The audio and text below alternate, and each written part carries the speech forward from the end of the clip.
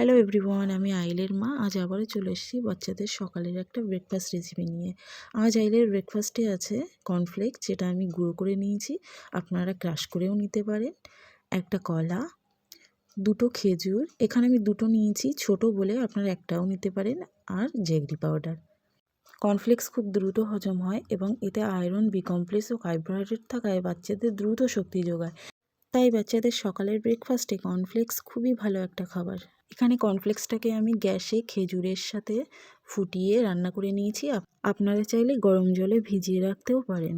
আমি আমার বাচ্চাকে কর্নফ্লেক্সের সাথে দুধ দিই না, আপনারা চাইলে কর্নফ্লেক্সের সাথে দুধও অ্যাড করতে পারেন, তবে গরুর দুধ না দেওয়াই ভালো, আপনারা ফর্মুলা দুধ ইউজ করতে পারেন। আমি চেষ্টা করি আমার বাচ্চার ব্রেকফাস্টে একটা কিংবা দুটো খেজুর রাখার, কারণ খেজুরে প্রচুর আয়রন, ক্যালসিয়াম ও ফাইবার থাকে, যা হজম শক্তি বজায় রাখে, কোষ্ঠকাঠিন্য দূর করে ও হাড় মজবুত করে। ও আমার বাচ্চাকে ইনস্ট্যান্ট এনার্জি দেয়। আর এখানে আমি অ্যাড করেছি পাকা কলা, আপনারা অর্ধেকটাও দিতে পারেন। বাচ্চাদের জন্য কলা হচ্ছে সুপার ফুড। কলায় থাকা ন্যাচারাল সুগার বাচ্চাকে দ্রুত শক্তি দেয়, যা চঞ্চল বাচ্চাদের জন্য খুবই উপকারী। আমি আমার বাচ্চার খাবারে সুইটনেস আনার জন্য জ্যাগরি পাউডার ইউজ করি, আপনারা চাইলে তাল মিছরিও দিতে পারেন।